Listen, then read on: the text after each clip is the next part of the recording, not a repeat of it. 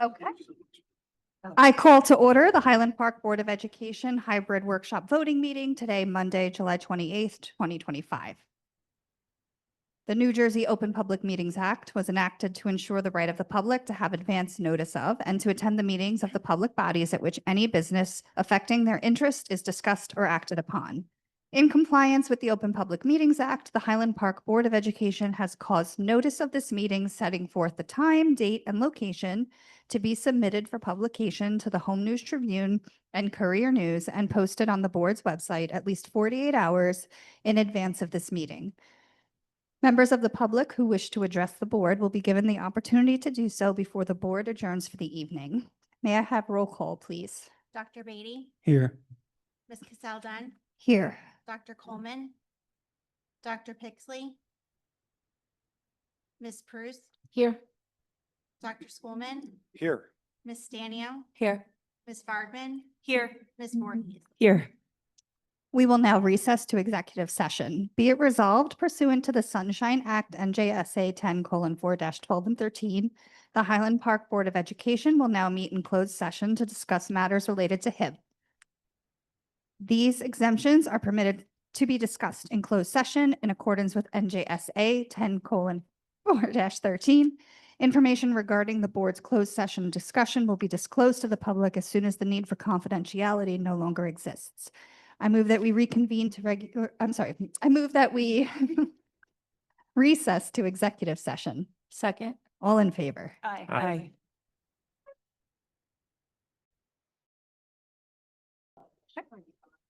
I move that we reconvene to regular session. Second. Roll call, please.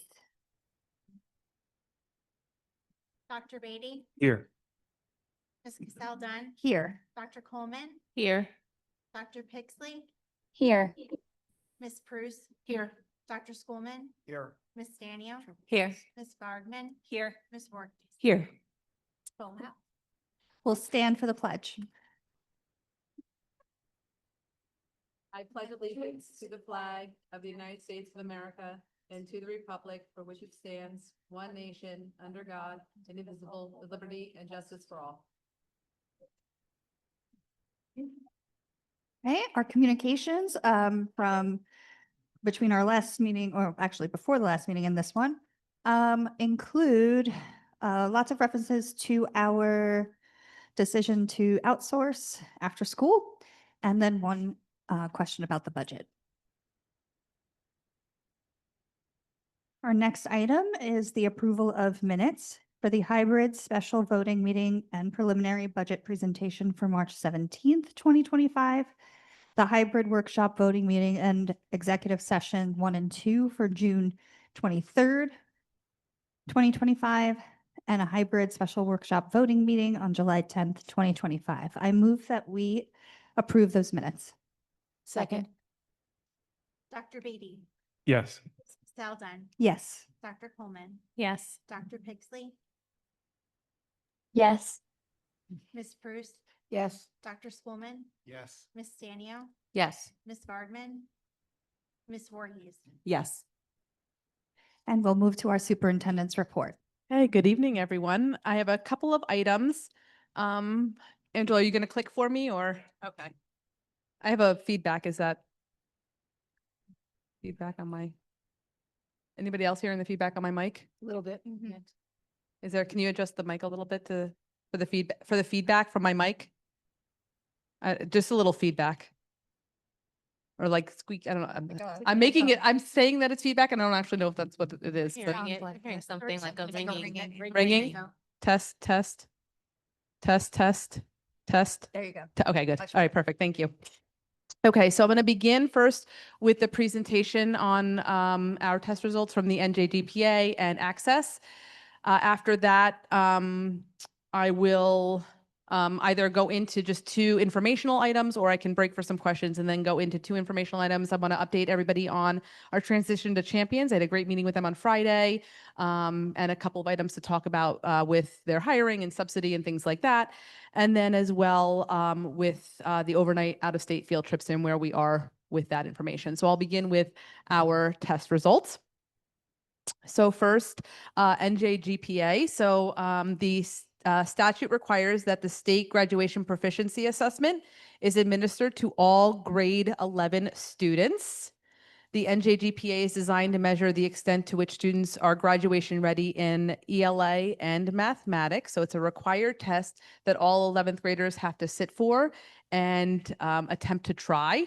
And it's a requirement. If students don't sit, then they're not eligible for any other graduation pathway. So it is a required state assessment.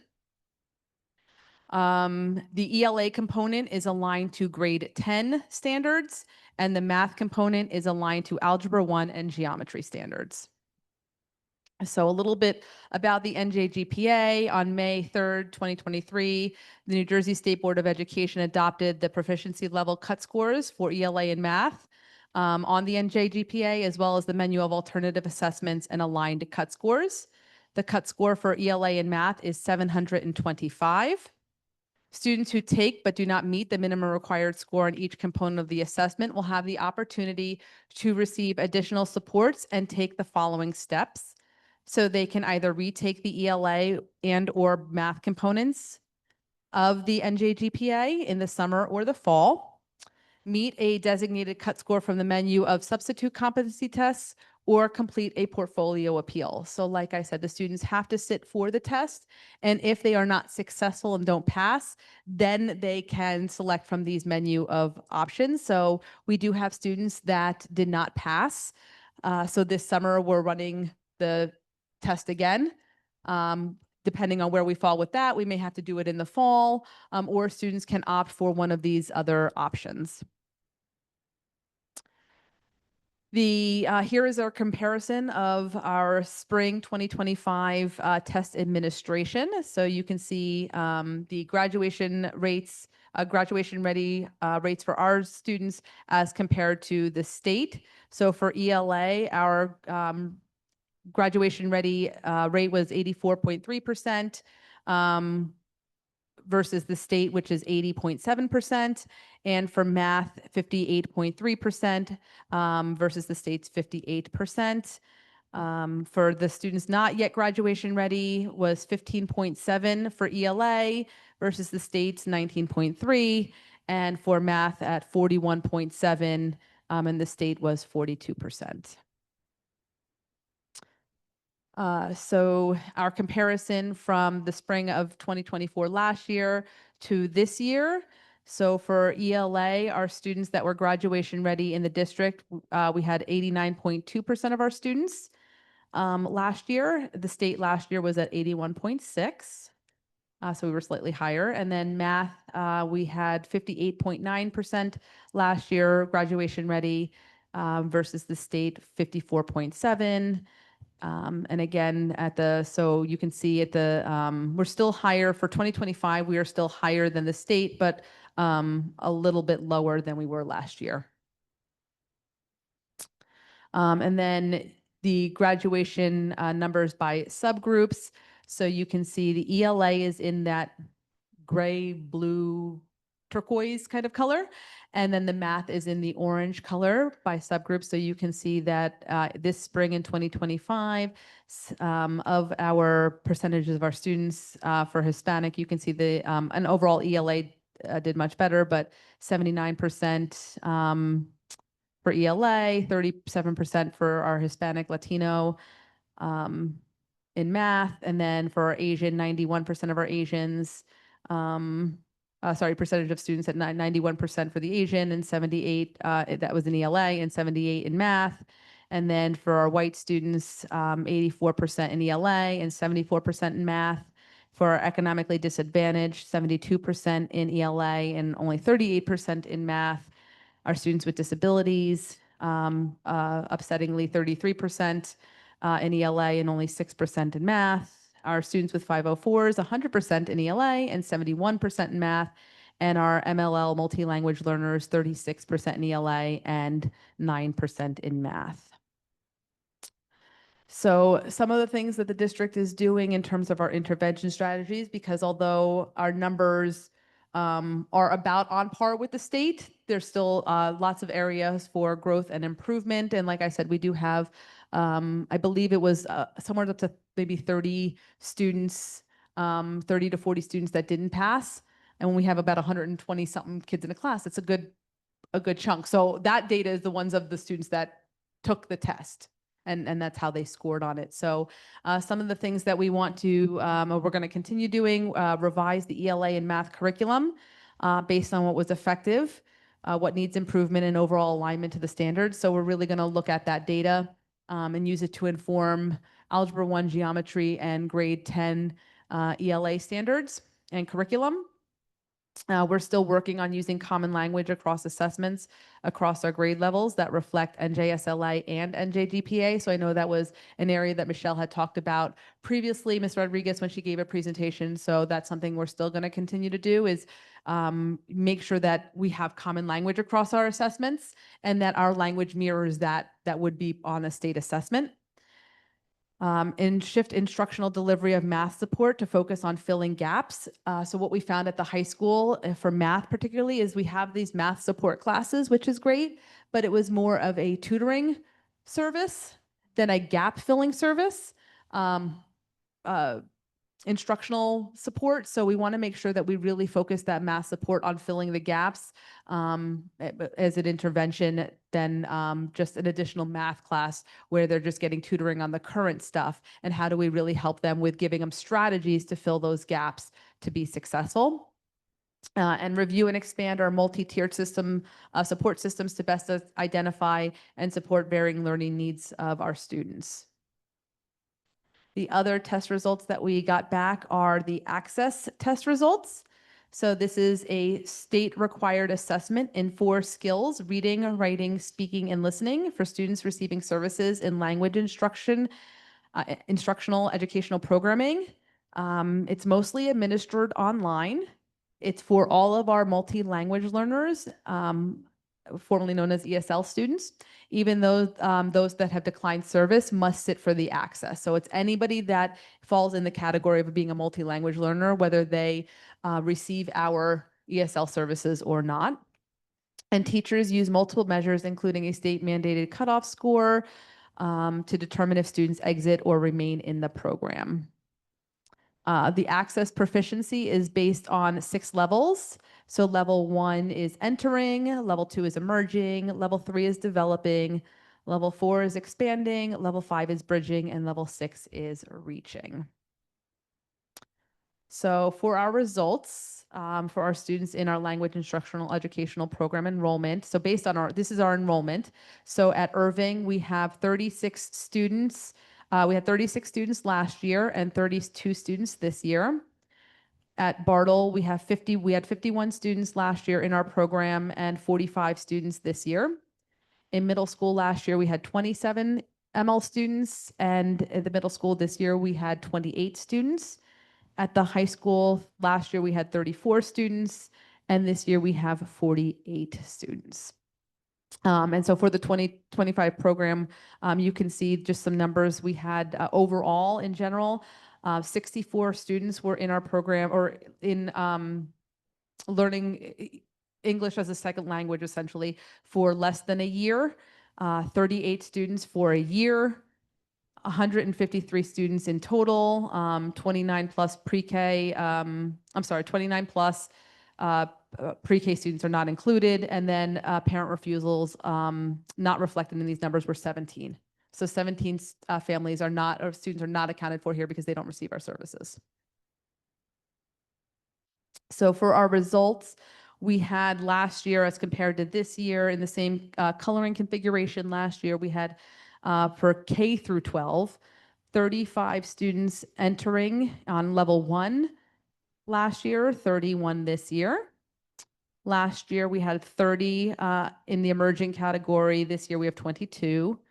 Last year, we had 26 developing and 30 this year. Last year, 8 in expanding and now 13 this year. And in bridging, 1 and 4 and 0 both years in reaching. So some supports and intervention to help with our multi-language learners. improve their test scores on Access. We're looking to and working on revising curriculum for beginners and newcomers from grades 6 to 8. So when we unpack that data more closely, we found that there was a significant need to support our beginning and newcomer students in grades 6 through 8. And we're really excited. I know this past year we approved Ms. Yeager to come back to the school district. So I know the funding over at the Reformed Church kind of got cut a little bit, and she was back on the job market. So unfortunately, that situation happened, but a benefit for the district because Ms. Yeager is absolutely exceptional and doing some great things with our middle school students. So I'm really confident under her work with them and looking at revising our curriculum and really working with our students, we'll be able to support our middle school learners. Facilitate collaboration with an instructional consultant to provide group and individualized coaching and support for our ESL teachers to strengthen instructional delivery, because we heard some feedback from the teachers as well that they would like some more really targeted professional development. And promote collaborative planning and vertical articulation across the ESL department to ensure alignment of language goals and instruction across all grade levels. So what I'll do is maybe I'll pause there, I'll open it up to questions, and then I'll go to a couple other items. I have, I think, a quick question. Yeah. Why would a parent refuse enrollment in the program? 17 is kind of high, I thought. For definitely for a myriad of reasons, it could be because if they have to be if they go into ESL for like their English class, then they're not in a general ed classroom, or they, depending on the grade level, they might have, like if it's pull out, they don't want their children pulled out of a first grade class to go to an ESL class. So it could be for a whole bunch of reasons that they don't want, because it's all a pull out. All of our ESL programming is a pull out. The high school is a little bit different. When it gets to the high school, it is a pull out, a special course for ELA. So your ESL class is also your English, your ELA class, but math is not. So math goes into what we do is a sheltered instruction training. So we try to do a lot of sheltered instruction support with our teachers so that the students have access and can be successful in those other classes. But sometimes parents just will refuse the services altogether. And on the NJGPA, all special ed students have to take that as well? Every single student, unless they are, unless it's in their IEP, they're driven by their IEP. So they would take maybe the DLM as an alternate. But that can only be probably 1 or couple of percent, right? Is that? Yeah, we always end up going with having to do a waiver anyway, because we're over the number that they, because it's a very small number. Not that we're extremely high, but we always have to ask for a waiver anyway. Because it's just, if you think about students who are significantly disabled in those statistics, I mean, our special ed numbers are really low, and that does not Yes. count. There's a Yeah. lot going in there, but it's also a population of kids that are significantly disabled. sitting Absolutely. for a high school level test. Absolutely. And one of those things that we're really hyper focusing on too is that all population of students, but in particular looking at our special ed. So we've been doing some really great work around co-teaching models and that check for understanding framework, and it's been really, really successful. So we're working on bringing the co-teaching models up to the middle school and the middle and high school. So hopefully those partnerships for more inclusion and more of the co-teaching models should hopefully help so that students, we can find more success there with them. And then as that model expands, hopefully the teachers that are part of the inclusion professional development and the check for understanding framework, professional development can then bring that back if they were in a self-contained class. Hopefully, Yeah. hopefully, It's hard. hopefully, that's the goal. I'm wondering, given that like pass rates in high school are 58% like in math, knowing that students can retake it and whatnot, like what level do we get to by the time they finish 12th grade generally? Do you have a sense? Like what kind of math level? Or no, I'm sorry, I don't Well, think I understand the question. Passing level, because they can retake it. Oh, right. So They've yeah, taken the full that's thing. a good question. I'm not sure if this data reflects Like, I'm not sure if our 2025 data reflects last year's, anybody who didn't finish, like if it's if the 25, but I don't know if the 2024 data is just the spring data or if it's all inclusive of anybody who also took it in the summer or the fall. That I don't know. Right. I mean, I'm guessing just by looking at 24, 25 that it's probably not including that, but it'd be Yeah. interesting to know, given I don't think 58% of our students graduate, right? Right, Or right. limited by that math, but like where we get, a year later. Right. So, Yeah. I guess we should just definitely look at that because what they do is they release the data, we send the information home, and then they say you have 30 days or 60 days to share this with the board. So they don't even give us that opportunity of saying, do it in the fall after you've done this type of stuff. So I know, but it was just very interesting because we were transitioning to district testing coordinators. So now under Ms. Asamoah's leadership, we had to run the summer test because we thought it was important. It wasn't just a small handful of students that needed to take it. We were talking about a significant number. So that's what we kind of scrambled at the end of June to try to put something together, June and July, to put something together so that we could test a bunch of students over the summer as well. Yeah, I'd be curious how many went to the portfolio appeal versus the other types Well, of tests. the versus- portfolio appeal is usually like our DEFCON 5. It's like our last resort. Typically, in my experience, I've seen maybe the most we've ever had is like 10 do the portfolio appeal, 10 a year-ish, give or take in ELA or math max. So we really, but this was also, the options, there are a couple of other options for students to meet graduation requirements. So if they don't pass this, there are other avenues for some other competency, NJSLA, like if they took NJSLA for, algebra, geometry, those can qualify them, SATs, like there's other competency tests that they can take. The issue that we've had in the past is that our students opt out of our state tests. You can't opt out of this one. So, because if you opt out, then you don't have access to any of those other bullets. So you can't retake it. You can't use another test score for cutoff, and you can't access the portfolio appeal. So they all have to take it. So those that don't pass it, we can look at a couple of other options. So all of that stuff, every time the students take any of those tests, SATs, NJSLA, we upload them into the student information system, and then it color codes. So we can do a sort of a quick glance at a student to say, okay, they're green, they've met everything, they're good. We can use bullet B on slide 3, which is a designated cutoff score from another substitute competency test. So they passed their NJSLA tests. That in the cutoff score that's required, they're good. They don't have to. But they had to have taken those tests. But you can still opt out of those tests. So that's why we're just really trying to encourage people to do these things in the event that, sometimes you just have a bad day, right? do we get item level data for this test? Yeah, we get item level analysis. So on slide 7, where I talked about the revising the curriculum on what was effective, that's essentially what it was. Like looking at first of all, what are the best practices? What does the research say? But also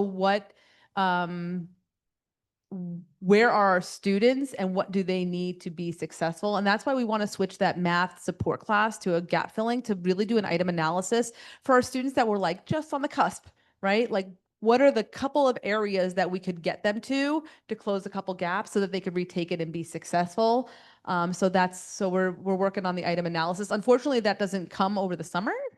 That's like fall because, everything comes in little trickles. It'd be interesting to see if there's similar concepts for Yeah. 24 and 25 to see if there's something about the kind of mainstream curriculum that kids aren't really getting. Yeah. And to change all instruction and then hit those concepts if they're still not received. Absolutely. But yeah. Yeah. And interestingly enough, I think that there's a lot of things happening at the state too, where they're looking at things a little bit differently too. So if you saw on the board agenda tonight, our district improvement plan, because we did not pass CUSAC for instruction and programming because of our test scores. They did an interim report, and during our interim reporting, we passed now.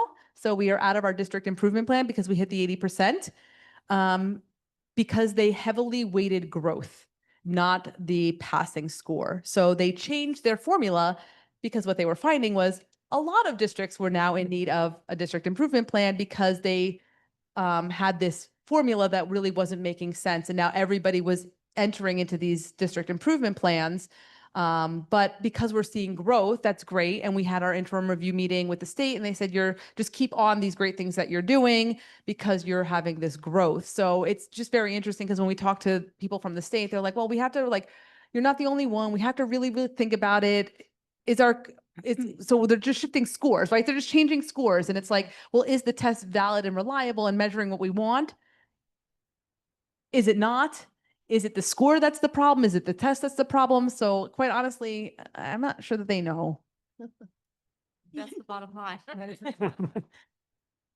Right. I mean, yeah, that's where we're at with things. But yes, we will do a deep item analysis and look at, maybe from last year to this year and see for the NJGPA and the NJSLA as well. Because what's interesting to me is if somebody takes the ELA and math, algebra 1 and geometry, right? Passes those things, but can't pass the NJGPA is also very interesting to me, right? So how many of our students fall into that category, right? So was it just a bad timing, bad day, or is that test? I don't know because I can't see the test score. And I have a better sense for NJSLA and like the amount of detail you get. I don't know if it's the same kind of stuff with this. It's not.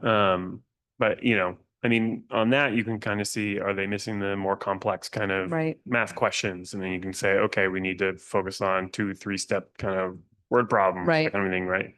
I think that's part of like using the common language across for those. Right. So How that to you get can them more focus on ready. that, right? Yeah. But Yeah. I don't have as much. That's pretty much all we can do. Hi, Christine. I just had a question Okay. about, when we were talking about intervention strategies, and I guess that's slide 7, but what does expanding multi-tiered support systems, what would that look like? So what we're really trying to do is look at the intervention at the middle and high school for tier 3, and then differentiated instruction for tiers 1 and 2, and the check for understanding. So we're expanding the check for understanding framework that we're doing with our consultant, John Ali. We're finding a tremendous amount of success with the teachers that we're working with at the middle level, especially in Math 6+. And what that looks like is just using data to inform your small group and small group instruction. Instead of this just sort of like whole group, like I'm teaching everyone now, I'll do a couple quick checks. If you didn't get it, we're moving on type of way of thinking about, especially in math instruction, to really actually focus more on the smaller group instruction for students that are in need of support, students that need enrichment, and then in between. So that's really, like the differentiated instruction and data-driven instruction, and then looking at how we can expand any kind of tier 2 or tier 3 pull out intervention supports, which is very problematic at the middle school because parents don't want to give up world language or any of these other theater or any of these other classes for it. So we're really trying to look at ways to get creative about around that idea. Thank you. So for NJGPA, Mhm. the achievement gap is like very clear when you're looking at the subgroups, but Yes. specifically in math. Yes. And there's a huge difference between how the different subgroups are performing. Do we have a comparison with the subgroup data to the state data? Subgroups. Oh, like how our Hispanic or Asian do across the state ones? That's a good question. I can Yeah. find out. I can ask Michelle.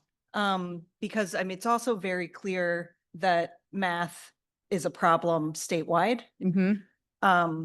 But I would like to know how much of a problem, what is a Highland Park problem Yeah. versus a Sure. larger scale problem. Yep. But Yeah. So what I'll do is I'll circle back when Michelle gets back from vacation, see if that data is accessible, and I'll have her share it with the curriculum and instruction committee for August, if it's available. is there any insight as to what's going on with math kind of statewide? Why is the achievement? And I mean, this seems like it's a more recent problem. on the math? All over the past few years, actually. Yeah, it's in the been- past few yeah. years. No, but that's what I mean, like Well, sort of, Okay, it's been a while. a while. Yeah. It's always significantly lower. but- Yeah. yeah. I mean, I'm not sure if it's just ever since like the standards have shifted to be more intense at the lower levels. I'm not really sure of why the trend exists. Dr. Beatty, do you have any like insight from a research perspective? I mean, on the, not so much on the high school level, right? But yeah, since the assessments changed and we had more challenging problems, generally the performance has lowered. It also, at that same time, everything was being put, assessed through technology. And so that was a shift in terms of testing. At first, I think a lot of people thought it was because of that. That doesn't seem to be holding, I think, because students are getting more kind of accustomed to that technology. But I think they are more challenging than they were. It's not necessarily a bad thing. But I also think this is just infrastructurally across New Jersey. As much as we do education well, I think across the state, there is no infrastructure for improving math instruction in the state. There Right. just isn't. We have resources, but we don't actually have people providing instructional support in math that's really, really solid. There's a few things where people rely on textbook companies, which are a horrible way to kind of rely. And so I don't know that we're seeing instruction really improve around more challenging kind of mathematics. People are buying new curriculum. That's not working. That has never really worked, but I mean, generally, it doesn't work generally, right? If you have specific supports in place, long-term professional development, that kind of thing you can do, but then who are you going to go to in the state for long-term professional development? I mean, I'm booked. Oh, one of the other things the state said is that they are working on a new RFP for a new testing platform company. I guess Pearson is out. And I don't know if that means it's going to be new questions or a new. So they also said that they go, oh, we're in the process of negotiating for a new testing something. So I'm like, oh, That's great because it's just another adjustment. right. So I'm like, that I don't even know, we'll but have I don't know what they won't tell us what it means. So like, so does it mean the test questions are different or? But honestly, the same thing around science. We've had the same thing where, you know, they make the science test questions are fantastic. They align to the standards, but our teaching hasn't necessarily shifted in that way, you know, around it because to Dan's point, it does require a lot of, you know, instructional help and coaching. When I started in the district, one of the things I was amazed by was that at the elementary level, all the teachers were self-proclaimed literacy experts. And like all these elementary teachers were so fearful of math instruction. I'm like, who's my math expert? Who are my math people? Crickets, like nobody. And so once we started that professional development, if you remember, you know, the sort of hype and excitement around Conquer Math to learn those best practices, all of a sudden teachers were having their own aha moments around math instruction. And we were starting to garner, you know, that input and that buy-in and to start seeing a shift around math instruction from concrete, iconic to symbolic and that work that we were doing. That professional development's expensive. You know, you have to sustain it. You know, do we, you know, like, do you have, you know, somebody in-house that could coach or help in that way? You know, we started doing work on, you know, complex instruction and tasks. You know, when you have changeover with teachers or we shift grade levels because we have to close a grade here and open a new grade here, you know, all of those things kind of compound as well. So I think there's a sort of a whole bunch of reasons, at least locally. I don't know about at the state level. I think those are the same issues that people are facing across the state, Right. honestly. And I think the idea too was that the idea, it was like at the time when Common Core came out and you change the standards, you change the assessment. It was much more assessment driven kind of change than instructional change. And to be honest, we haven't seen that. Right.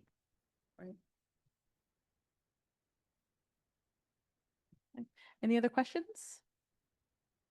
Not a question, just a comment. It was, I think that you can definitely see in the access scores how the students are kind of moving up and progressing through the continuum. So that was nice to see. Yes. Yeah. I'll say something positive. Yeah. Yeah. That's good. Yep. Okay. All right. So I will just shift gears a little bit. Nothing formal that I have in terms of a presentation, but I wanted to share some updates. I had a fantastic meeting on Friday with champions. So Ni Dang and Jessica Hanat are the two people that are coordinating our transition with champions. One of the reasons for an important meeting on Friday was to give them all the subsidy information that we had. So we're really up against the deadline. If you saw what came out from the state, essentially based on some budget line items after July 31st, they're not accepting any new subsidy applications. And so when I looked across our paperwork to see where we were at, I couldn't make heads or tails of it.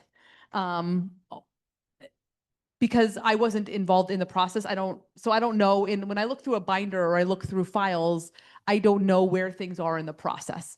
And when I look on the child care subsidy website, it's less than helpful on trying to figure out if the family's applied, where are they in the process, because it's all confidential. And what we discovered was parents have to actually give permission to the district to receive information on where they're at in the process. So all that to say, I'm sitting here with a binder and files filled with subsidy applications that I can't make heads or tails of. And so instead of spinning and spiraling and figuring it out, they have full-time people, and that was part of the attraction to champions. So I had a kickoff meeting with them, and I gave them all of our stuff. And I said, please, if you can figure out how to contact these families, and just see where they are in the process and help them along for anybody that needs it. So they were already fielding inquiries from our families. So I know some of our families were already reaching out especially after my text and email went out. And then they were going to call each family that had the application in the binder or the in the file folders to see where they were at and how how champions could assist them in finishing an application. And in addition, making sure if anybody was near the sort of term of theirs to sort of reapply as well, so that they were grandfathered in. So that was the crux of the meeting. It was fantastic. I did give them a little history of our program, which I thought would have helpful to them. They did give me flyers, so we pushed out the Indeed portal for their hiring. So they're hiring what they call teachers, or what we would call our site assistants, and a director for each location, which were our site managers. So they posted for teachers and directors for our program, and they said they had a lot of applicants already. We pushed out the links to our staff to encourage them to apply, and gave them direct contact information. So if they had very specific questions, because I couldn't answer how much they'd be making, or there were some questions like, how much training do I need to have? When does all of that start? Those kinds of questions I couldn't answer for the staff, but Jessica and Nee have been amazing with our staff. They also said that once they have their interview process done, they were just going to run that list by us.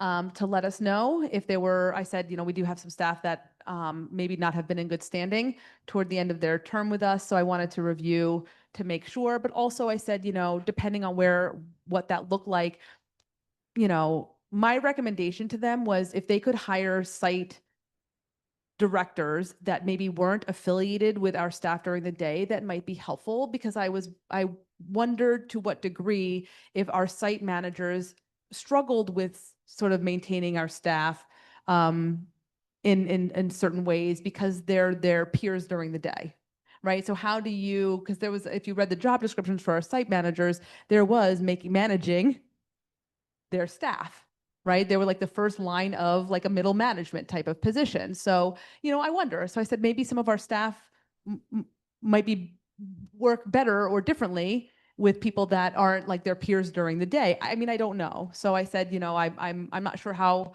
I trust their vetting process, but we would review them and let them know if there was any that were of grave concern. That would be sort of our no-fly list. Other than that, we were excited for the list, so they'll be sharing that shortly. So I know that they were feverishly working on hiring. They had a couple people to be our site directors, which was great.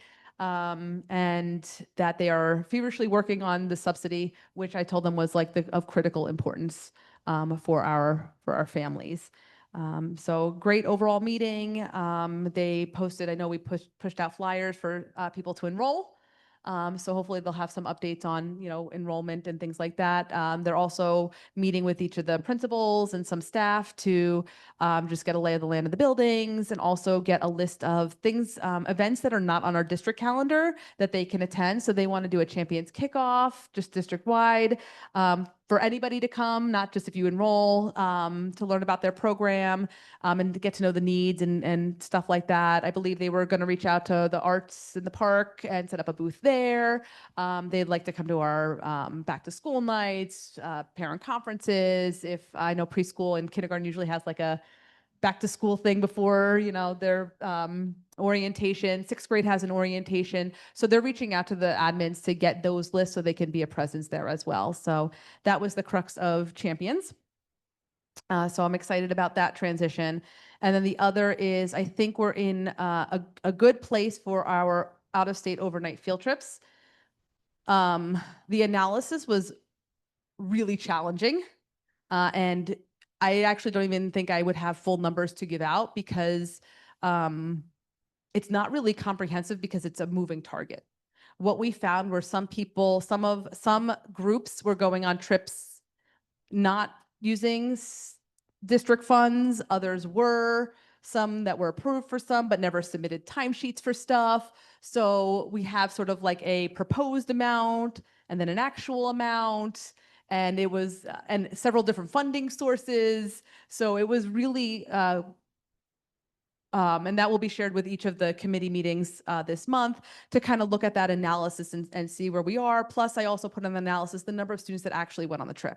So the analysis was deep. So for example, a trip that, for an organization that had 100 and something students, only 18 went on a trip, that cost the operating budget X amount of thousands of dollars. So like just kind of a analysis of what we could get, although it's not fully comprehensive because we just kind of hit a roadblock, and we could go on and on with a deep dive in analysis, but the extent of which the proposal will be shared with members of the staff, middle and high school staff, mostly high school because they're the ones that take most of the trips. So I have a bunch of staff coming in this week on a Zoom or in person with me. They can do a hybrid to come and give feedback on my proposal, which would be for the district operating budget to cover the cost of the per diem overnight cost. So for our teachers, it's $90 a night.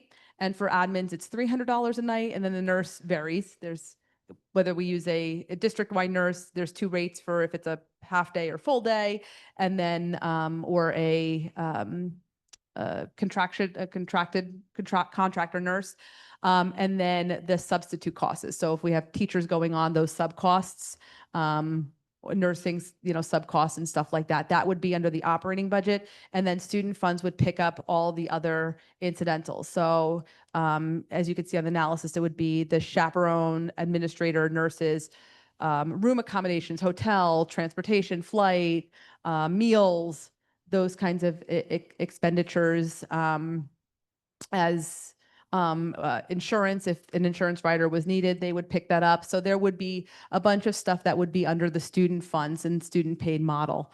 There were a couple other things that we found in the process too that we're going to clean up internally, just in terms of the form. So when you see the board attachment, we're going to streamline the language because we found one says district, one says school funds, one says student funds.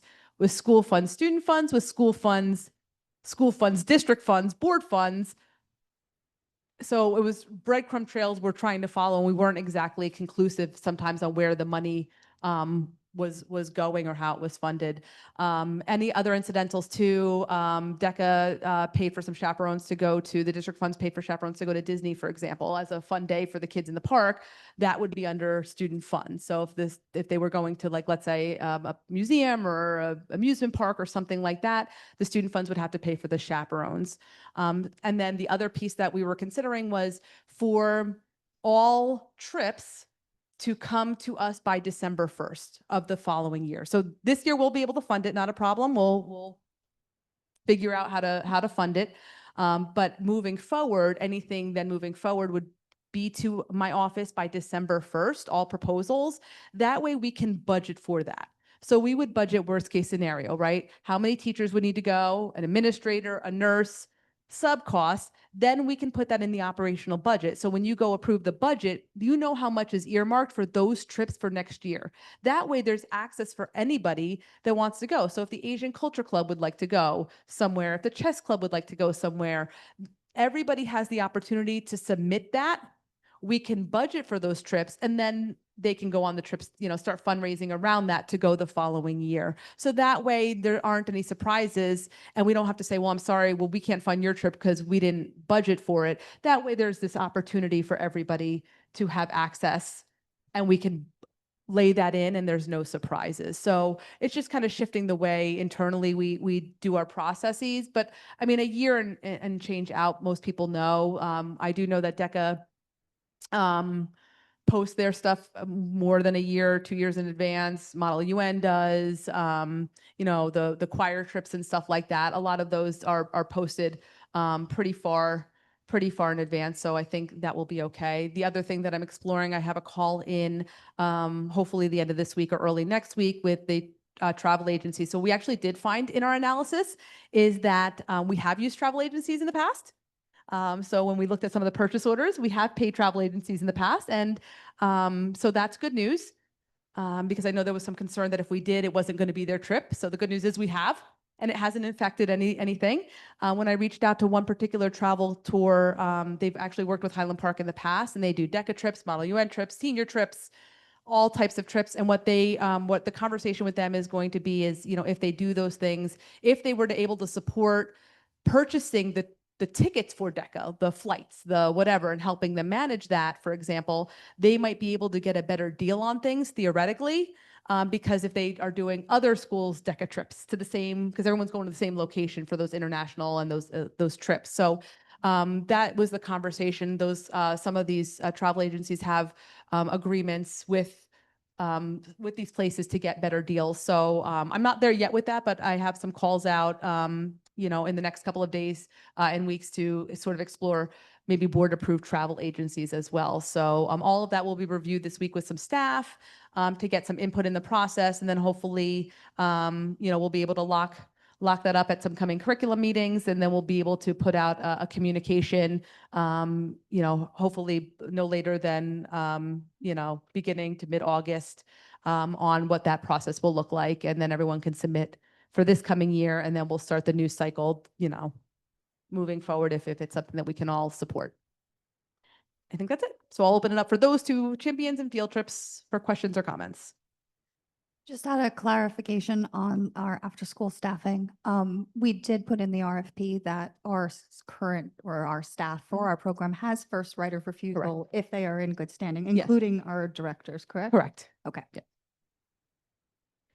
But let me clarify that too, because champions, because they service a couple other school districts as well, they're open to if our staff would also like opportunities in other districts. Yeah. That's interesting. I didn't even think about that. Yep. Yeah. Local other districts. Mhm. And on the champions on the subsidy, because I know that that's been, a cause for concern for us on the board, but also to families in the district, because that's a huge hit.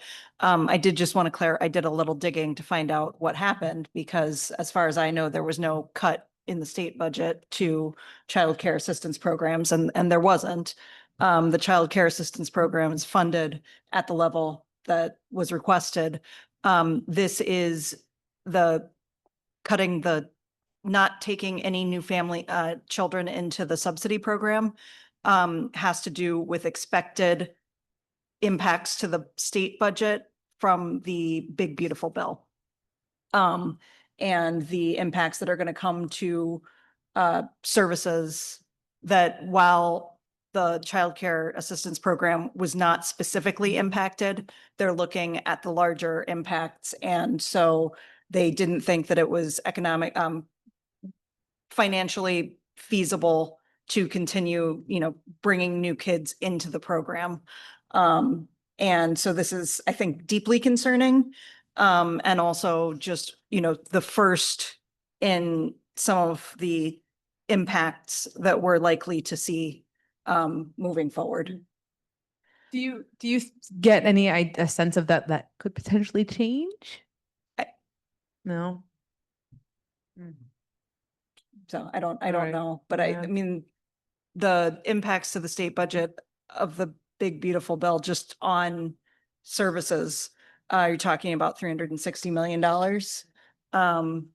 now, and more as things progress. So, I just don't know.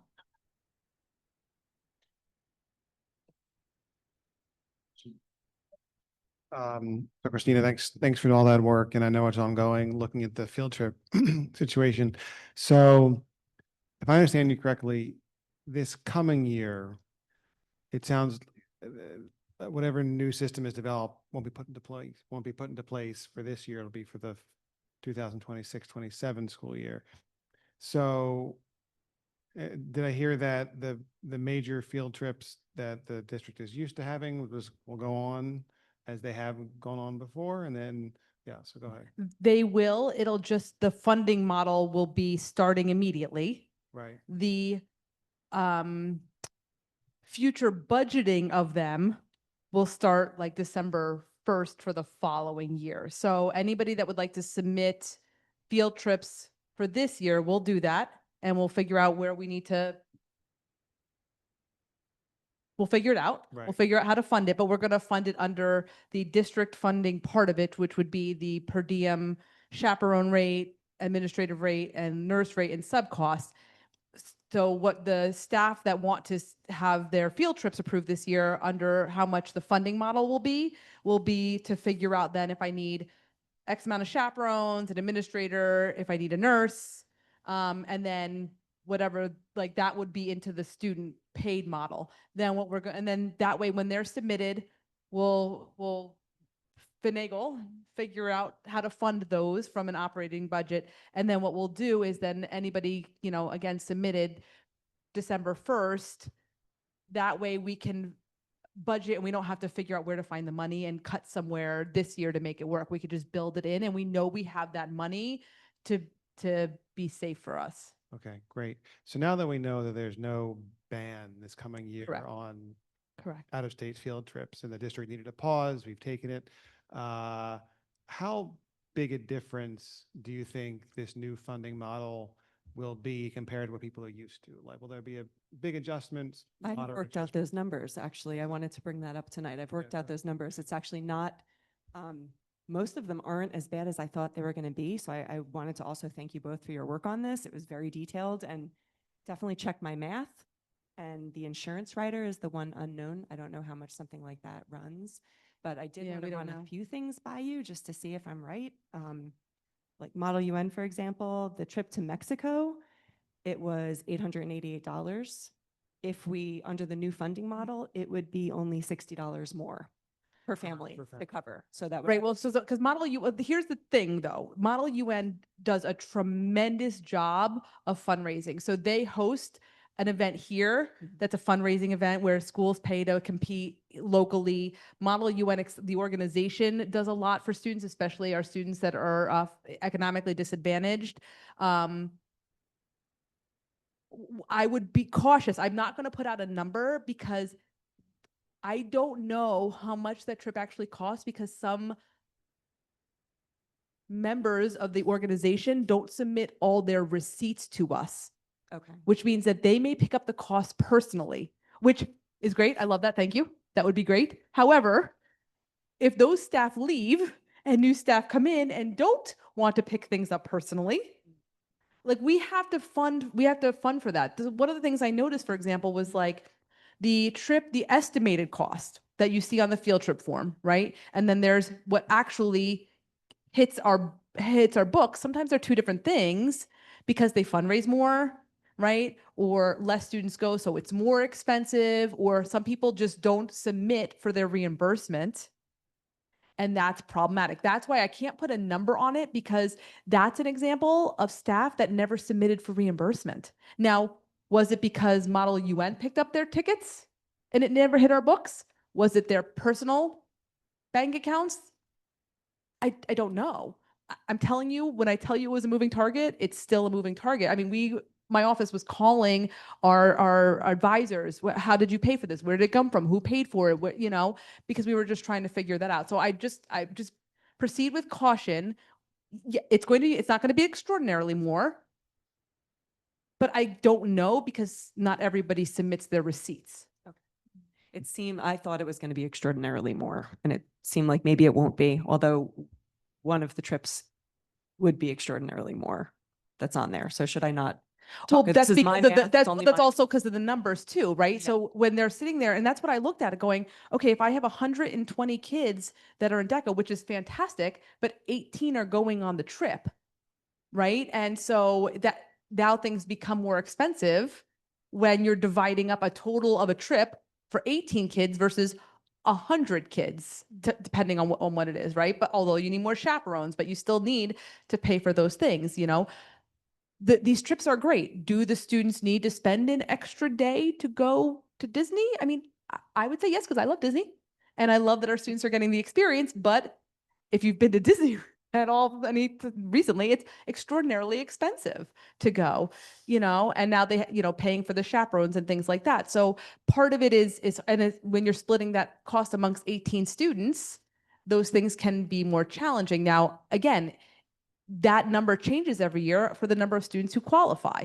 So how do you predict those things? So, and even I was actually kind of shocked too, the number of students that participate in DECA, not all of them end up going to Atlantic City either, right? And so is that because is it expensive? Are students not going because it's cost prohibitive? Are students not going because they don't qualify? Although I'm not sure, I really don't know how it works. Or are parents and guardians not letting them because they don't want to miss school? Like there could be a whole bunch of options why students aren't going also. So yeah, so some of them might be more expensive, but from what I heard, the feedback that I received from students was, we'll fundraise more, we'll fundraise more, we'll fundraise more. So because they really want to go those trips and we really want to support that. But that's why that number is a moving target and it's hard from a budget perspective to do that when we set a budget and now people are submitting for these great trips, but we can afford to support them all. So under this model, at least we could support anybody that wants to take an overnight out of state field trip. I just thought it would be nice for them to have an idea of how much they may have to fundraise, Well, I think like they an would when idea. they, Okay, it's gonna right. be $1,000 more per kid. So. But it also really gotta depends do on more where but fundraising. also depends on where they go, right? If you look at the analysis, the trip to Changes Orlando, every year. right, it changes every year. Anaheim, California is different from Orlando. The Model UN going to Washington is cheaper than Mexico, right? Taking one coach bus to go down or two coach buses to go down to Washington is cheaper than flights out of the country. And they don't need the rider. So, that's when you looked at like a cost of like the Hershey trip, a Hershey or Boston, which I don't even know the all-in because our music is co-curricular because we have those classes. We don't have a Model UN or DECA or chess or, those kinds of, we don't have those as classes, but those co-curriculars, like they didn't even submit. So I don't even know how much even the all-in cost was because they didn't even submit stuff to hit the budget because we didn't budget for those trips. So these people were doing this out of the kindness of their hearts and wallets, which isn't fair to them either. Especially when some people can take a trip and get district support and other people take a trip and don't get district support. So I mean, depends on where they go, but they would know that. So if I'm submitting my request in December, I have an idea of where I'm going and I have a general idea of how much that's going to cost, especially if I'm working with a travel agency that can lock us into something, right? It's like when you go and you book your ticket online and you're like, I'm going to lock in at this rate. I'm going to get this. Like that's important. So once they have that idea of where they're going, they can get a general sense of how much they would need to fundraise to make the cost more affordable. So the per student cost isn't necessarily, the ticket price, it's what they ended up having to pay.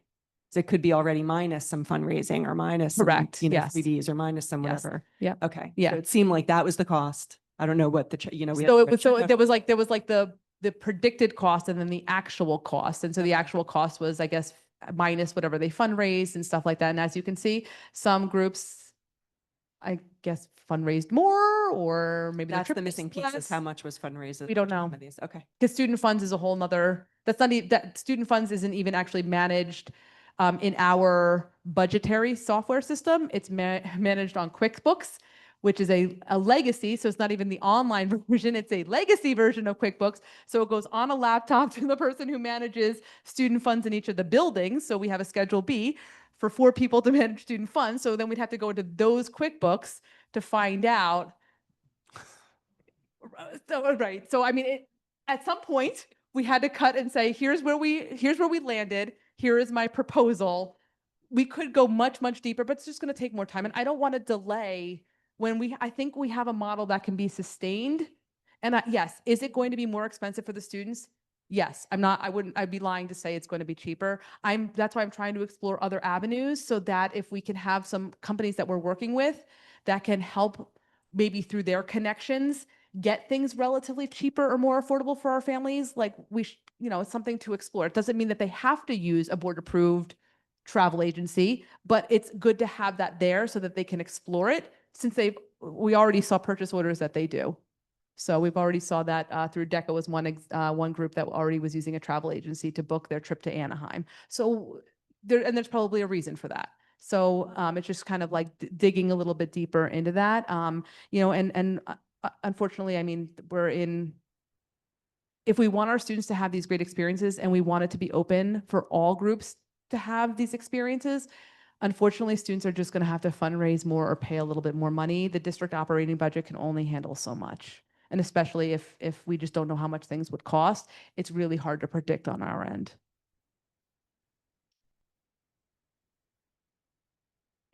I really like this proposed new policy of having proposals for field trips or requests, however you want to term it, due 9 months before they would take place. It seems to make so much sense. I think one of the board's concerns was that, well, one of your concerns, and shared by many on the board, was that there was a lack of equity because the groups that typically didn't take field trips, they didn't know what they should do to apply for it, right? So this will give us the chance to see all the different proposals and how big a difference will this new system be compared to the kind of, it seems like sort of ad hoc way it's been done before? I think the biggest difference is just going to be the timing, that they just have to get their submission requests, ahead of during the budget season. I think that would be the only difference versus them just submitting them sort of as they go. But a lot of them are like a year in advance anyway. So I didn't see it to be too much of a concern. I think it's just sort of that deadline of that reminder, and we can put out, reminders. The principals can put that in their weekly reminders to staff. Don't forget to put your, proposals in, for any trips and stuff like that. So we'll definitely do a lot of communication around this and to remind the staff to get their proposals in. If the deadline comes and we're starting to make budget, I'm like, usually the choir trip always takes a trip and they didn't submit, we'll reach out to Ms. Hodge and say, hey, we saw that you didn't submit, you normally do. Are you going to do that, to make sure? And that way during the budget season, you would get that list ahead of time too, so you know what you're funding for the upcoming year. So I think the biggest shift is just that deadline. But I mean, board deadlines aren't anything that's new to them, so.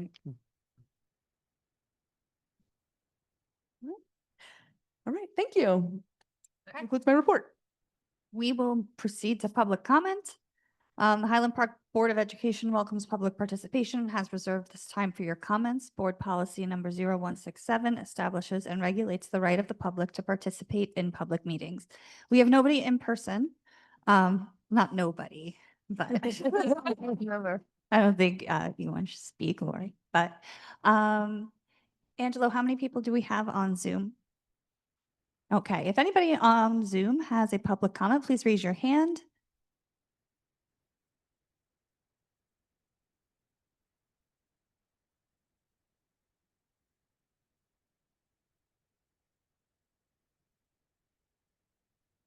Okay, and with no hands raised, we will close public comment. We're going to move on to board committee reports and recommendations, curriculum instruction.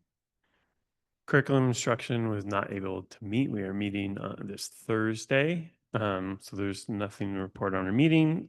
We do have a number of items to vote on. First is to approve field trips. One is actually a walking tour with students in Irving. We have one HIB report to that was confirmed to approve. We have approval of curriculum, textbooks, mandated programs for pre-K 12. Approval of HPA professional development offerings. A lot of these are technology related, as well as trauma informed care. We have approval of violence awareness month presentation, approval of evaluation instrument for the athletics programs and sports medicine administrator.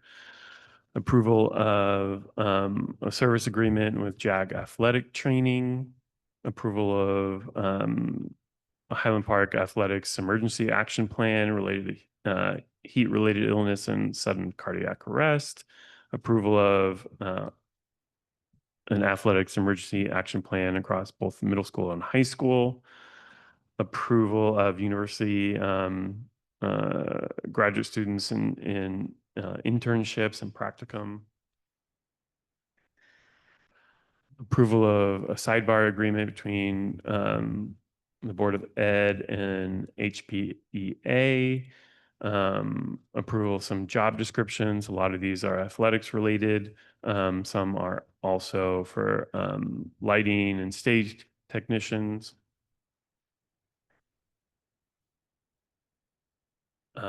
And approval of an interim review of directors' progress of the NJ Qualities Single Accountability Continuum. This is due to our student achievement growth with the NJ DOE, submitted our interim DIP. And so this is actually good news in that our growth has actually been submitted in terms of our accountability. And thank you, Dan. I have a question. Yes. Well, really just a clarification. The job descriptions, these are all jobs that we currently have in our athletics department, correct? Yes. It's just that we're cleaning up the job descriptions or creating them, creating them. creating the job Creating descriptions. them. So, Yeah. yeah. So we're not adding 10 athletic positions. These are No. positions that are already, hired for and filled every year. It's just that the jobs didn't really have descriptions attached to them. So Correct. Nor did we ever figure out really like the rates. So I was working with the union president, Mr. Presti, really in the winter, the spring, Ms. Rosa and I, and we're like, oh, we have these sort of miscellaneous rates of pay and these jobs that kind of exist out in the ethos, and we don't really have descriptions for them. We're not really sure how the rates of pay came about. So Mr. Presti and Mr. Rosa and I have really been working to clean all that up. So Mr. Presti actually had started the job descriptions for a bunch of these things.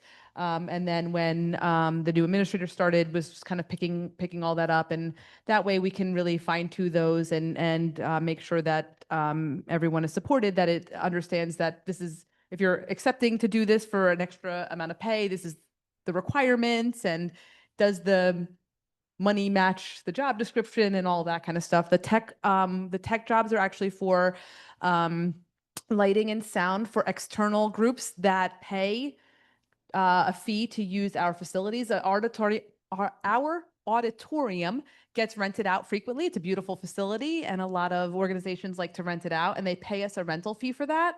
And oftentimes they want some particular lighting or sound. What we found over the years was sometimes some of their requests were a lot. For example, we may sometimes have groups that need really specific lighting design, like they want intense lighting design for these dance numbers and things like that, which is more than just kind of coming in and turning on a spotlight and lights on and off and playing music. So, that was something that we kind of worked over the years to kind of fine tune so that our staff felt supported, that it was worth their while to do it. And it was a little revenue stream for us as well. So, if they rent out the facility and we're able to provide some lighting and sound support, then we can kind of get a little revenue from renting out the auditorium. thank you. So that's actually was my question. So this is not that the tech part of this is not for our high school musical or? No, okay, no. I was thinking it Yeah. was- So we have our events are all in-house. We have a Schedule B position, which is tech crew advisor. And that person, I actually believe it's Mr. Pressy that we approved, works with our students and trains them on our lighting and sound.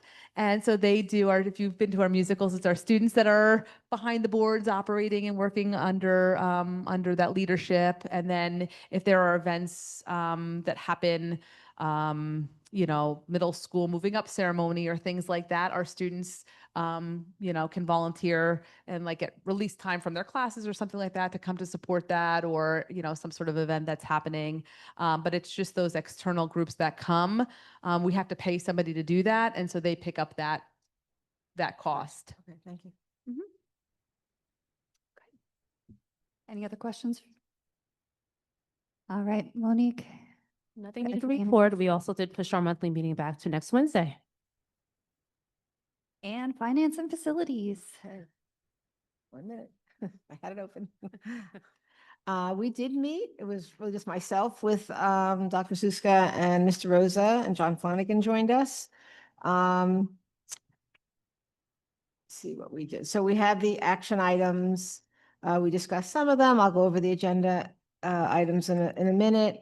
So the things we talked about were the state has increased the bid threshold, the threshold for bids. So we have on the agenda to increase that from $44,000 to $53,000. We got our IDA grant allocation, which was similar to last year, but we were decreased by a little more than $14,000 on our IDA grants. We have not yet, I just checked, we have not yet gotten our title funding for this year. So that is a concern. Obviously, we typically, I understand, get that at the end of June, beginning July. We're still waiting, hopefully. So that's nothing on that to report.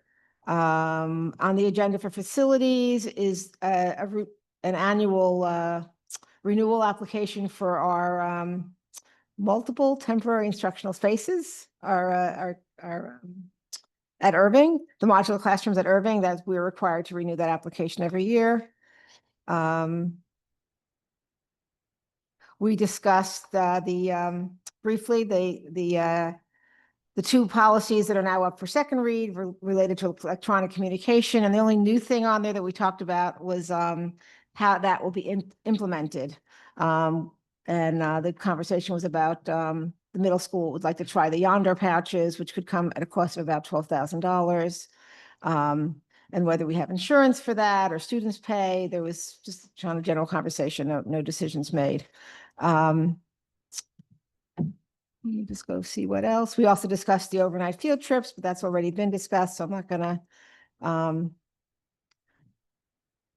We reviewed the financials for the after-school program, and that's consistently the amount that we are in the negative on that stayed consistent through the end of the year. The field trip stuff we talked about, I'm not going to do that. At that point, we had auditors working in the district. They'll be back again in September. They were encouraged that we decided to outsource the after-school program because obviously that was a source of concern for our finances. And under facilities, the baseball field, at that point, new fencing was up, footing has been poured for the dugouts. The pitching mounds were done, home and away. Some conversation about how bleachers have been moved. They may be moved again to continue to improve the view. The Bartle structural repairs are underway and a lot of progress has been made on that. Demolition was started and old boilers are being taken out. There's a concern there for asbestos in that area, in the area of actually the business office area. And that's going to need to be remediated. The same company that's doing the Bartle structural work is also doing the Bartle bathroom. And they have removed the fixtures and ceiling. There's asbestos there as well. So the remediation for both areas is going to be done at the same time. And obviously we want it all done before school starts, at least that part of it. The greenhouse is going back out to bid. Still concerned about getting it in under the amount of money that we have to do that project. John's trying to be very creative in how that gets budgeted, but that's still a work in progress. I'm And the last thing he mentioned was a New Jersey water grant to replace some of the water fountains in Irving that had been closed due to finding lead in the pipes. There's a couple options that are being worked on for that. That was our discussion for agenda items.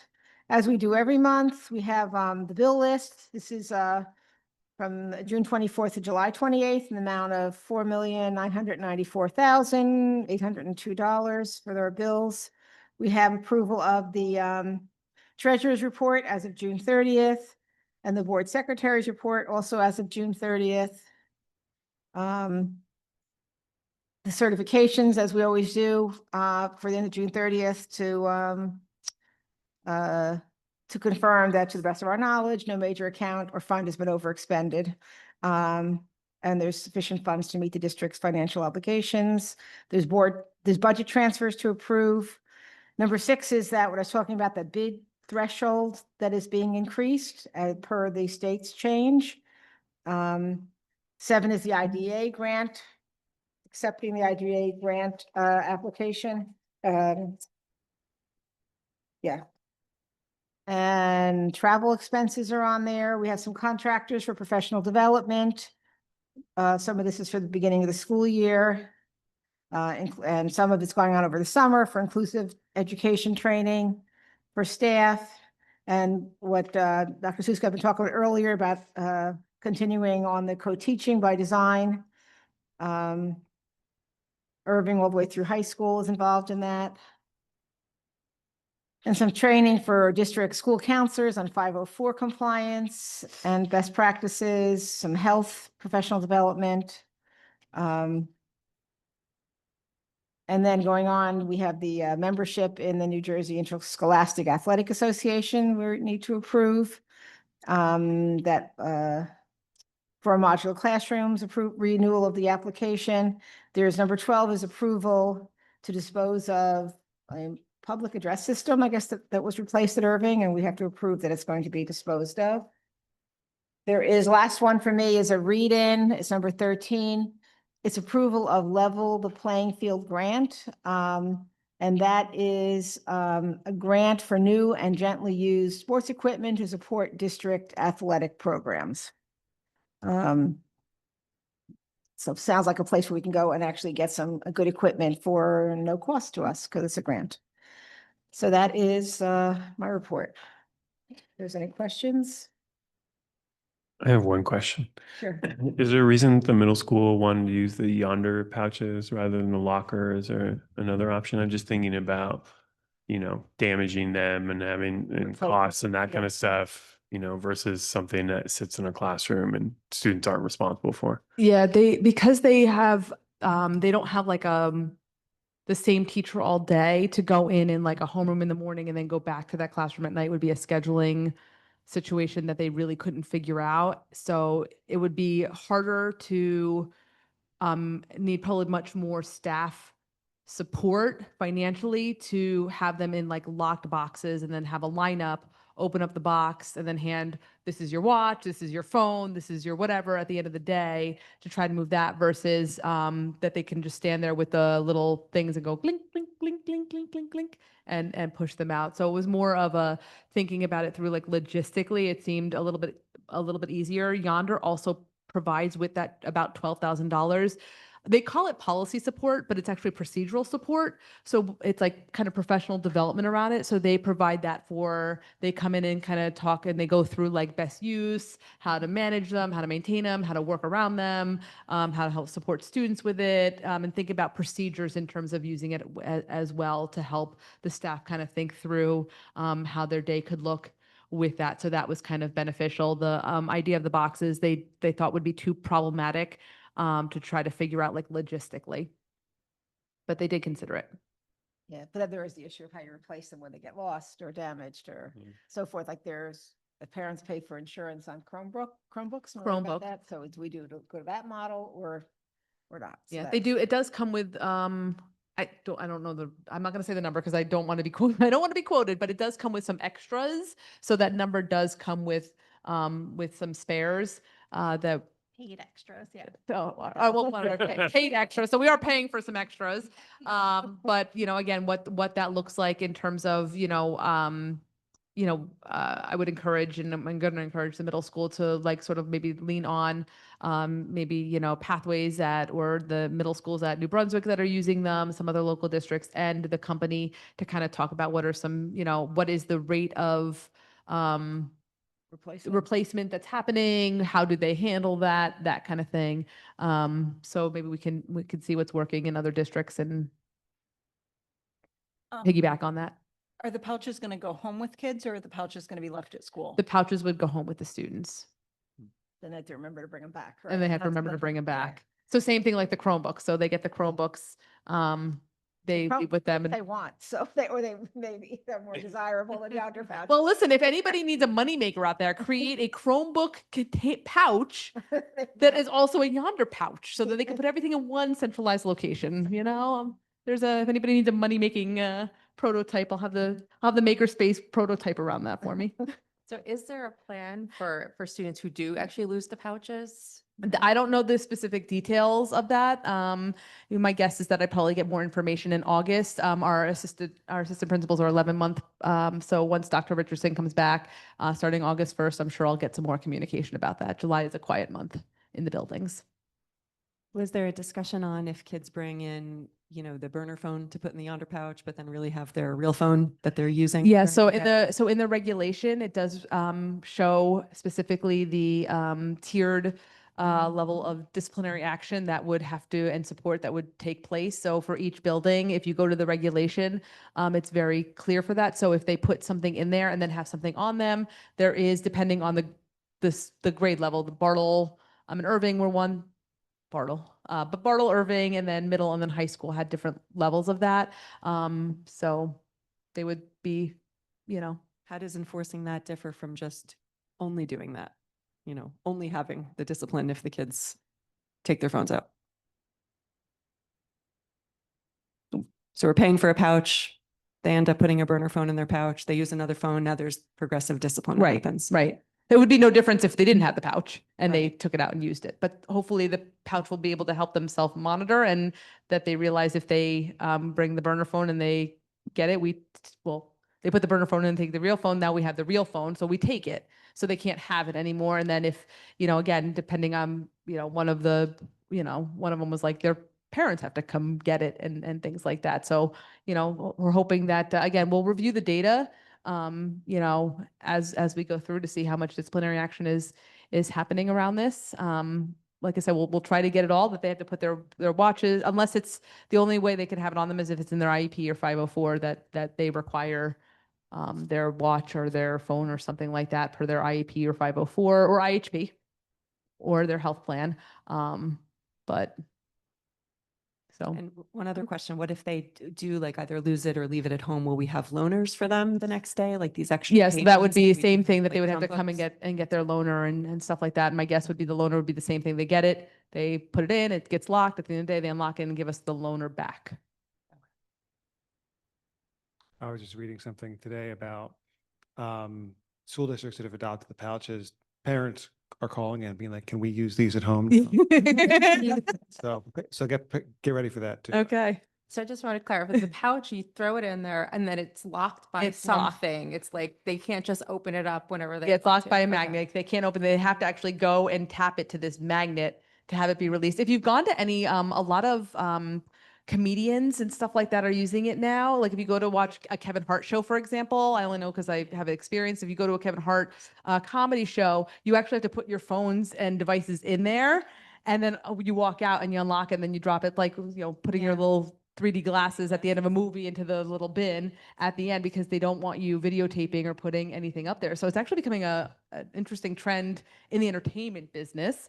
But it would be the same here. So I've seen the unlocking devices is this, round thing, and they just go ding, ding, ding, and it unlocks, and they. And to be honest, when I had to do that, when I went to see something on Broadway last year, I had to put it in the little pouch. And I was like, oh, this is really nice because I'm not tempted to. Exactly. Exactly. So I guess Works if for it becomes, if parents would like this to have the pouches used at home, I would probably encourage it, except that we would have to figure out how to get them access to the little unlocking That was my next system. quick question. Like, what if they forget to unlock it? Is there an option for them to unlock it No. later? No. No, you're welcome. No, I'm just kidding. Again, what that looks like, I don't know. I don't know if the magnet is a universal magnet or if they're specific to our pouches that we get. I'm guessing it's a universal magnet that we could, I would hope not, because all those magnets in the science lab are going to go missing. yeah, I don't know. I mean, like, not a general magnet. I'm talking about a magnet proprietary to Yonder. Yeah. Right? So like if you went onto Yonder website as a parent and bought the magnet, does that go with all the pouches? Not a general magnet. I'm sorry, I wasn't clear. Interesting. I don't know. So I don't know. I don't know if it's proprietary to our model, our set. It's become a black market for Yonder pouches. I have no idea. I don't know. But I think a lot of that comes with the Yonder training. And basically, how all these questions are rolling out is probably going to be all the questions that parents and staff members have in August too. So, Yep. you know, the training that comes with the Yonder pouches should hopefully cover all of these things. Yeah. Yeah, and I just want to add, I would think also really talking to the other districts that are already using them. And Yeah, I mean, that that's to me, because you're hearing it straight from Yeah. the people who are actually not the company who is going to, of course, present the best case scenario, Yeah, but right. really just hearing more of the actual on the ground. Yeah, sort and of at yeah. Pathways in New Brunswick, the middle school there, their new middle school that they opened, you know, the administrative team said, you know, at first it was very troubling because it was like trying to like get the burner phones and, you know, the resistance and then who remembers their pouches. But, you know, they got into a groove by like October, November, and they said it's been remarkable and really pleasant. And the students actually have been having like really great positive feedback because they're not distracted by it. And, you know, now it's routine, right? So anything new always comes with these sort of issues, but I think if they can, it's just about continuity and routine and sticking to it, that I think will be helpful. Yeah, I hope that's the case too for us, especially because I think when I was looking at the regulation, and I just pulled it up again to see sort of where, and then it's not until the fourth offense when a parent is required to come in at some point before the end of the school day in order to be able to pick up the student's phone if the student's phone Yeah. gets confiscated, which to me is just that's just putting a burden on parents who may not even be able to just get here before the end of Right. the school day. But it looks like that's only for the fourth offense, I Correct. believe, Mhm. that that's the requirement for the fourth offense. So I'm wondering, again, how likely is it that one student's going to get to a fourth, offense? We don't know. But I think that's something to really think about if, just kind of looking at that Yeah. and the impact it's going to have on families. Yeah. And I think when we look at that data this year, and the disciplinary data, kind of looking at what level of the offense, like if they got that level of offense, like to what level was that? And then kind of tracking that data to see how long, how many times are these students doing this? And is it the same student? What are we looking at for that? Mhm. That data, very important. No more questions? All right, I'll move on to personnel. So the first item on personnel is appointments for Michael Spino, our new guidance counselor at the middle school, and Dr. Richardson, our AP at the middle school, to be the anti-bullying specialists for our middle school. Number 2 is an approval of a leave in absence. Number 3 is approval of appointments as listed. Some to highlight are our new speech language pathologist, Sarah Zimmer, and we also are extending our theater class to our theater teacher will be a full-time employee, not a part-time employee. Unfortunately, we're not able to staff dance, part-time dance teacher. So thankfully, we are going to have a full-time theater teacher instead. We have one transfer from Ms. Peterson from Irving to the high school. We have a resignation from Alexandra Colecchia and Ashley Huggins and Derek Ressa. We have the approval for reappointment of our teacher associates as listed. And we have a read-in. Thank you. The read-ins are just adjustments on the salaries. So for line item A, it's $40,507.60. Line B is $37,917.60. Line C is $40,507.60. D is $39,271.26. E is $37,918.00. And F is $37,917.60. The number 7 is the approval of location and extra compensation for paraprofessionals. They are all as listed as well. So this is where each paraprofessional will be staffed, and then also read-ins for these. So we have A is this right? Okay. So A is $24,979.91. The next one is line item T, $22,584.85. Item AA, $24,903.46. BB, $24,672.06. VV is $25,353.87. YY is $24,146.85. And AAA is $22,584.85. Okay. Number 8 is a resolution for the before and after care program staff contract to sunset.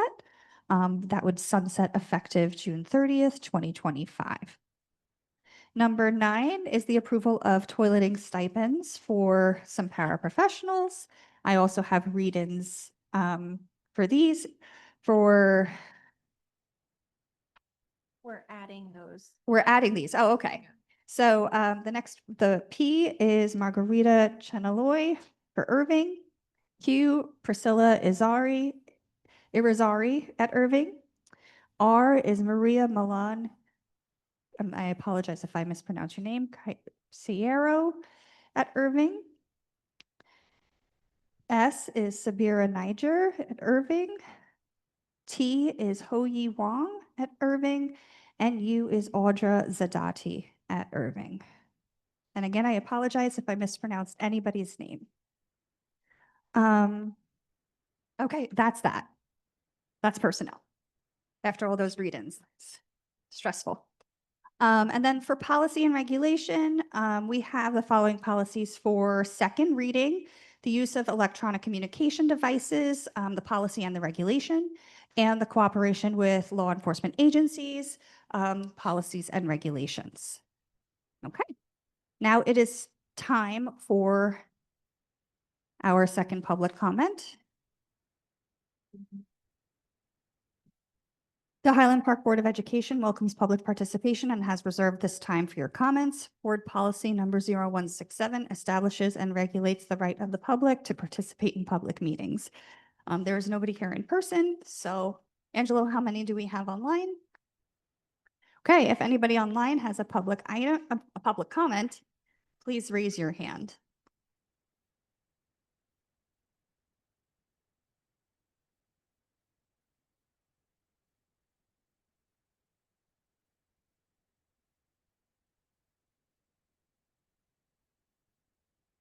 And with no hands raised, we are going to close public comment.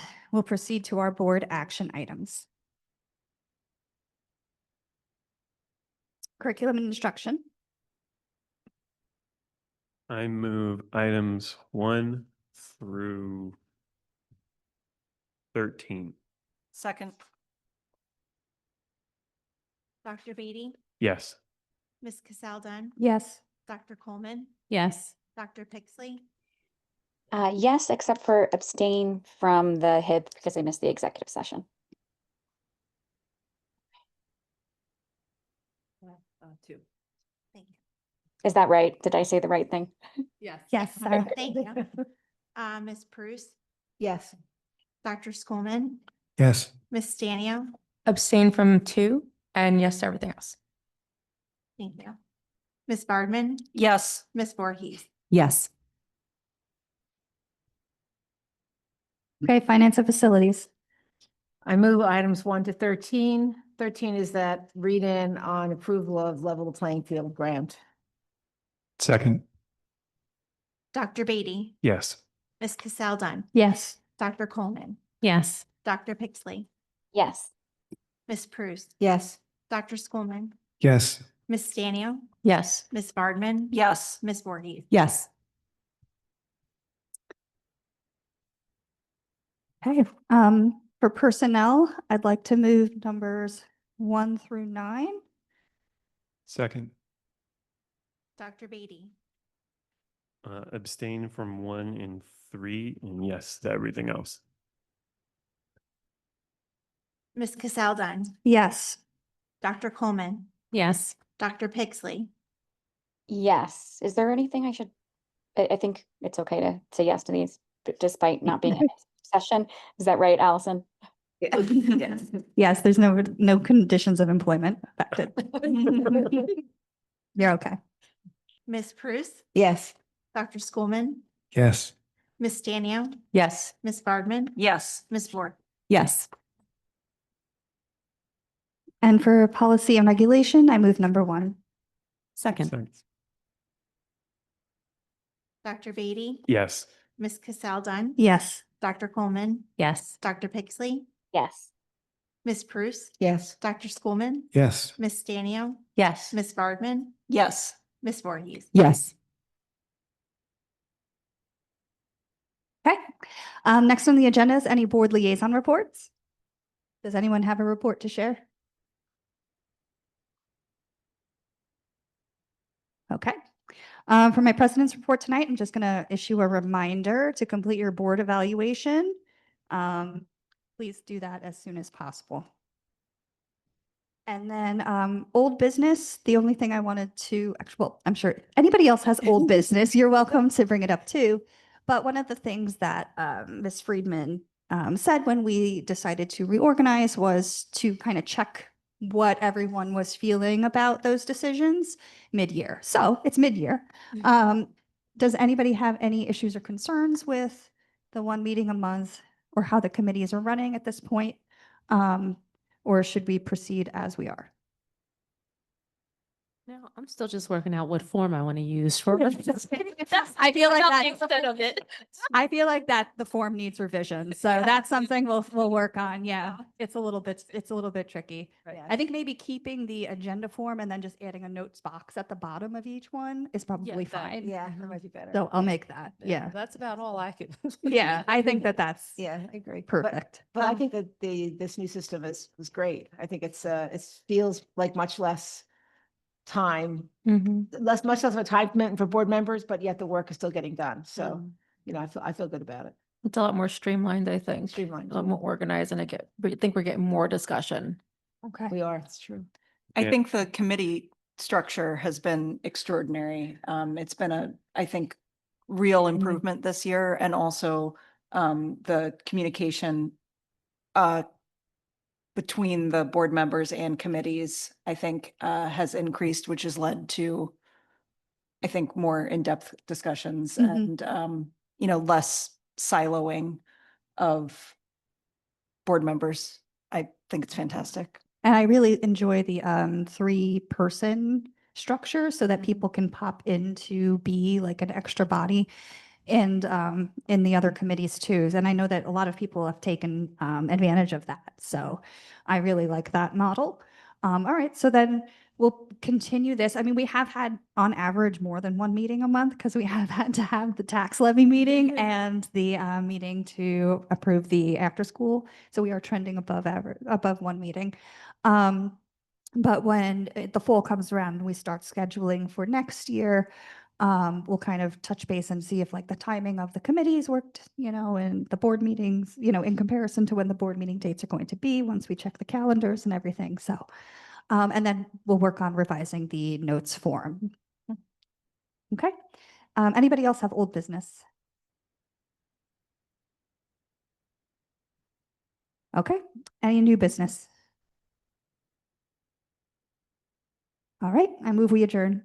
Second. All in favor? Aye. Aye.